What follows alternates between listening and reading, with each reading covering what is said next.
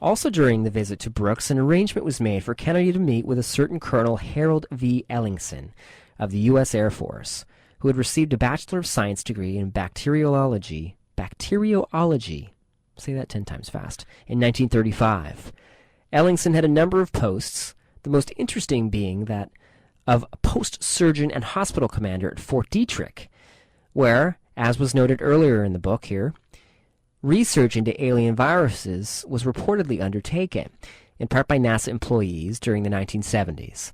Another part of the itinerary planned for JFK and his visit to Brooks Air Force Base involved the president receiving a briefing from the staff of the 6,570th Aerospace Medical Research Laboratories, whose work centered upon the feasibility of NASA safely putting a man in outer space or near Earth orbit from a medical and biological perspective.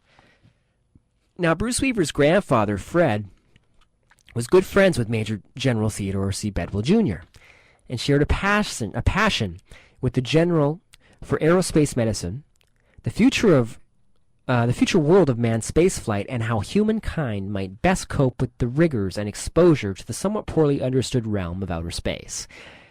But that's not all.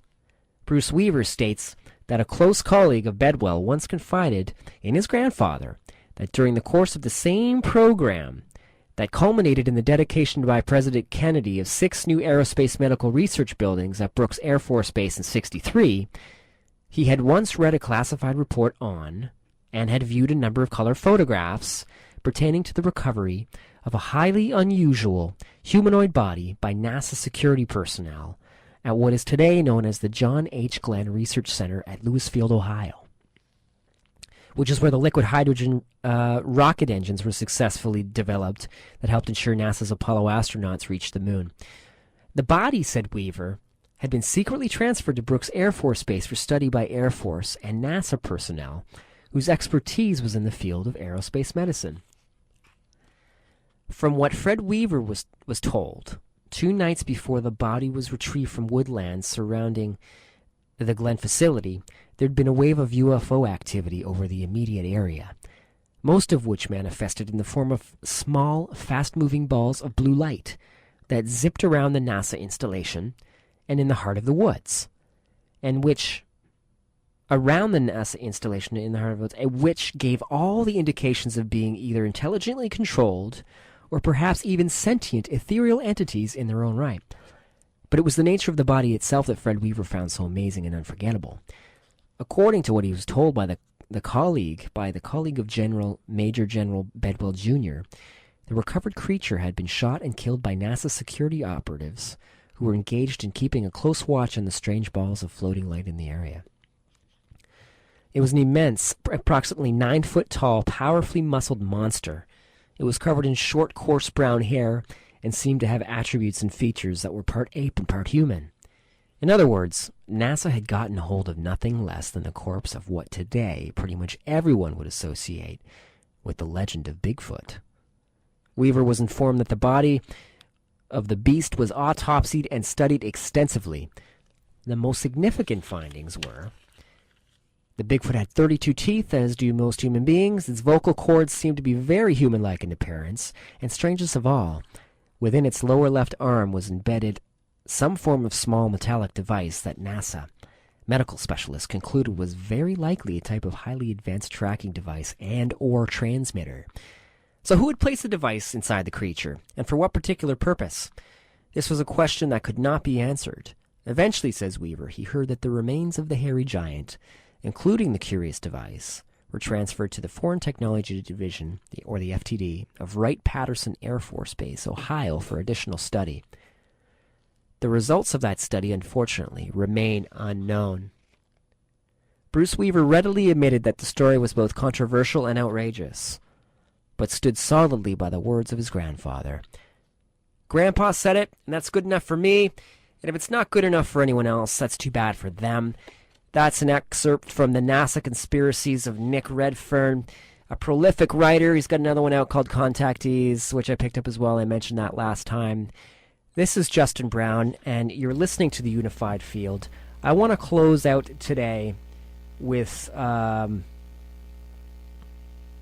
with the interview with Clary Croft. And Claire, if you're listening, thank you very much. It was a pleasure. Hopefully we can talk again in the future. Unified Field Radio. I want to thank everybody for being with me here today on the Unified Field and joining us for another exciting edition of Season 2 on the program. A little bit less high-octane than the Island Switch, but nonetheless brain-tingling at the same time. It's been a great time with me and you. Keep your eyes in the sky, and you may just be surprised. May expand you into the infinite or shrink you down to size. This is the Unified Field. We're here to turn your brain inside out. It's Saturday night, February 12th. This is Clary Croft on UFR. Thank you, and good night.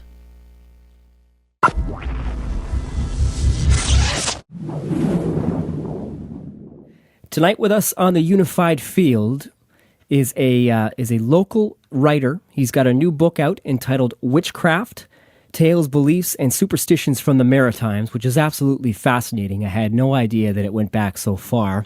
Not only that, but he is a Nova Scotia native, lives in Halifax, and he's a performer, author, folklore researcher, recording artist, and producer. The Encyclopedia of Music in Canada has recognized Clary's contribution to maritime folklore studies and his ongoing research into the traditional music of the maritime provinces. He's best known for his continuing work with the collection of his late mentor, Dr. Helen Creighton, the Nova Scotia-born, internationally renowned Canadian folklore pioneer. In addition to working with Dr. Creighton for the last 15 years of her life, Clary was also responsible for cataloging her collection at the Nova Scotia Archives and Records Management. Because of this work, he's been called the acknowledged master of one of the richest repertoires in Canada, and that's from the Halifax Mail Star. And he's the author also, like I said, of Witchcraft, which is right down our alley on Atlantic Canada's paranormal radio broadcast, the only one of its kind in the area. Mr. Clary Croft, welcome to the program. Thank you, Justin. Nice to be here. It's a real pleasure to have a hometown hero and author like yourself to come in here and give a little bit of history about, the hidden history of the Maritimes, really. Well, sometimes it was hidden and sometimes it was right out there for everybody to see.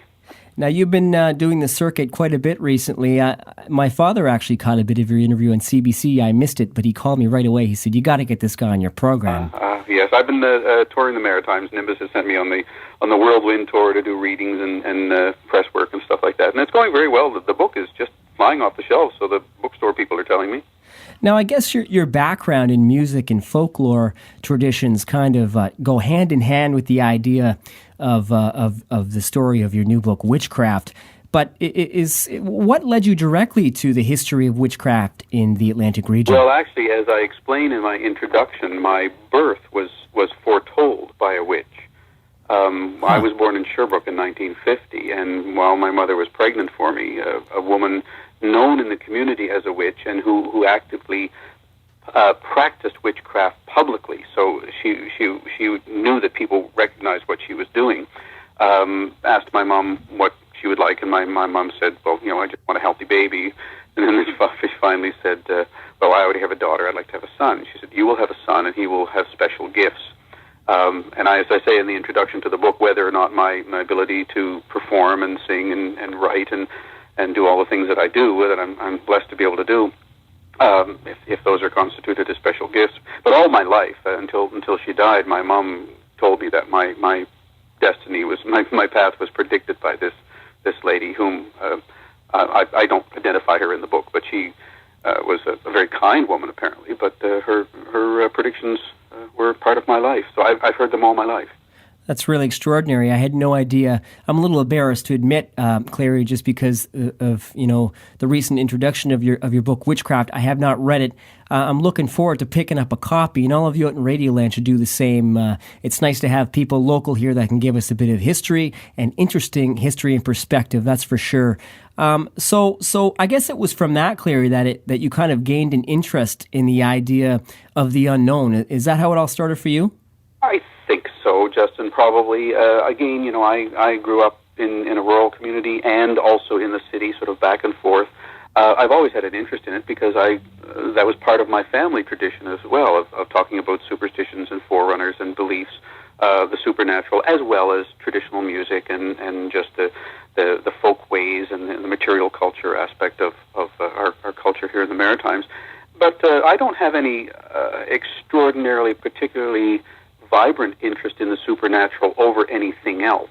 It's just that the book on witchcraft was one that I thought I would like to produce for a number of years now, and I always put it back on the back shelf, and my publisher kept saying, "Oh yes, we want the witchcraft book, but could you bring out this other book that we would like to have?" and these sorts of things. So finally, I just said I'm going to stop the research because I've been digging into this stuff for close to 30 years. Yeah. Sooner or later, you got to stop and just put it down on paper and get it out there. Yeah, that's really great, and it's cool too. This idea of witchcraft isn't a part of history that we really think about. You know, when I think about history in the Atlantic region, I think about Port Royal in 1604 with Cabot, Champlain, and Cartier and all of the original pioneers, and I forget that this part of history is directly interwoven in there. It's just not talked about very often. Now, in your book, you go right back to the very first witchcraft trial in 1684. Maybe we should start out with that story, Clary, and what you uncovered there. Well, it's interesting because this fellow bears the same family name as my wife's family, Campagna, Campagna. And this man came from France and eventually, through a number of routes, settled in the Beaubassin area, which is up around the Tantramar marshes.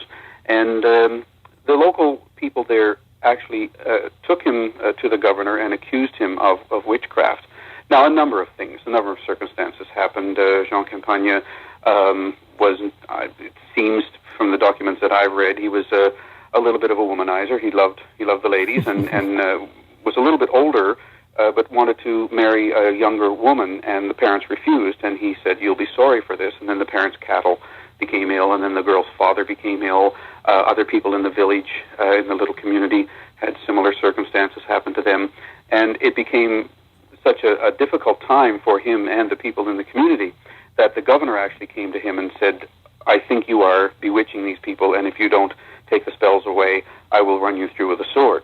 Wow. So what happened was that, of course, the tribunal courts were not being held there. They were being held in Quebec. So he and the accusers were actually taken to Quebec, and the trial was held there. But he was exonerated. He came back a free man because they could find no actual evidence of it. And then a friend of his actually came to his defense and said, "Look, lots of people say, oh, if I don't get my way, you're going to be sorry. Yeah. you didn't see things my way." And what seems to be one of the mitigating factors. Now, whether or not he did practice witchcraft, I'm not sure. But one of the mitigating factors was this man accumulated a fair amount of wealth, and he ended up lending the villagers some money. Mm-hmm. They had no way to pay him back. So one of the speculations is that maybe they were accusing him to get rid of him. I see. But it's interesting that the governor actually went to him. And the court documents show the governor said, "I believe you are practicing witchcraft, and if you don't stop, I will run you through with my sword." And they actually took him and tried him in Quebec for witchcraft. So this was a big deal. This guy was like, all over the news for that time. He was like the national headline. I don't really think so. You see, what happens in a lot of these cases is that they're insular. Nowadays, we know about them because of the wide circulation of media events. Yeah. But if you go back and look at 17th, 18th, even 19th century newspapers, we're so used to hearing immediate news and getting immediate reports of things that in some of the cases when people were talking about examples of witchcraft, there's another one in the 1880s that took place in Preston where a woman was accused of being a witch, and she actually hired a lawyer and got her name put into good graces again, and that story went immediately underground because nobody wanted to talk about it anymore. Wow, fascinating stuff. And you know what I find interesting about this book, Clary, is the idea of witchcraft isn't pigeonholed to the European. You go into stories about the Mi'kmaq, the Acadian, and of course, like I said earlier, the European, German, and Scottish. What are some of the stories you have from say, the Mi'kmaq, for instance? Well, when we talk about beliefs witchcraft beliefs among the First Nations people, the Mi'kmaq, the Maliseet, Passamaquoddy, the people that lived in this region,